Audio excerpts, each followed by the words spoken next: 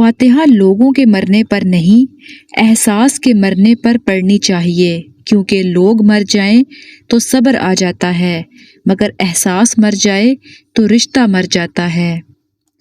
محبت ہو جانا یا مل جانا اہم نہیں ہوتا، محبت کو زندہ رکھنا اور عزت دینا اہم ہوتا ہے۔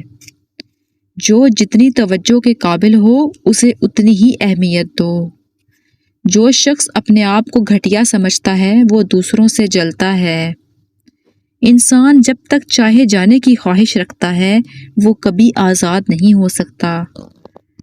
دکھ تو روحانیت کی سیڑھی ہے، اس پر صرف صابر و شاکر چڑھ سکتے ہیں۔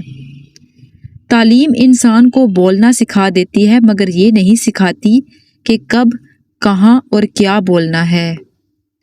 جب لوگ بولنا سیکھ جائیں تو اکثر خاموش رہیں گے۔ غلط فہمی کا ازالہ تبھی ممکن ہے جب سامنے والے کے دل میں آپ کے لیے کوئی خاص مقام ہو۔ لوگ اپنی بوریت دور کرنے کے لیے تمہیں عزیز رکھتے ہیں، اسے محبت مت سمجھو۔ اگر خواہش حاصل سے زیادہ ہو جائے تو انسان خود کو غریب سمجھتا ہے۔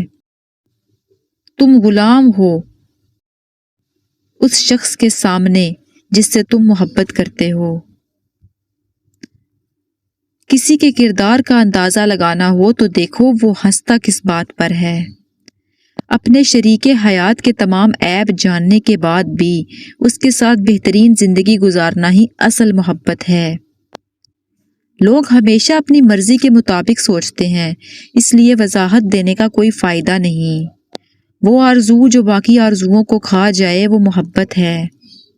خوشی اگر پیسوں سے حاصل ہوتی تو کبھی کوئی غریب بچہ ہنستا نہ۔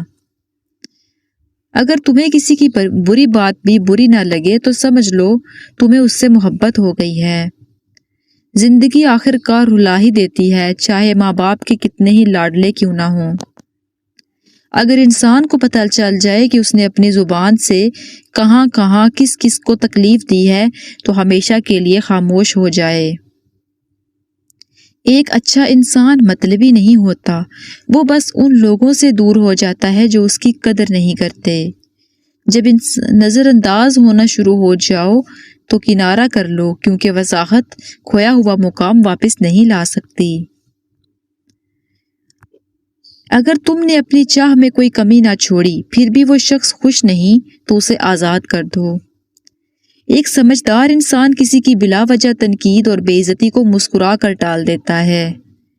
دوسروں کو خوش کرتے کرتے اپنی زندگی برباد کر دینا ہی ٹینشن، بے چینی اور ڈپریشن کی اصل جڑ ہے۔ اصل بادشاہی یہ ہے کہ آپ کے پاس سب سے زیادہ علم ہو اور آپ اپنی زندگی سب سے کمزور انسان کے برابر رکھیں۔ چھوٹا بن کے رہو، کیونکہ بڑے ہونے پر تو ماں بھی گود سے اتار دیتی ہے۔ زندگی سب کو ایک بار ملتی ہے مگر سب کو سمجھ دیر سے آتی ہے۔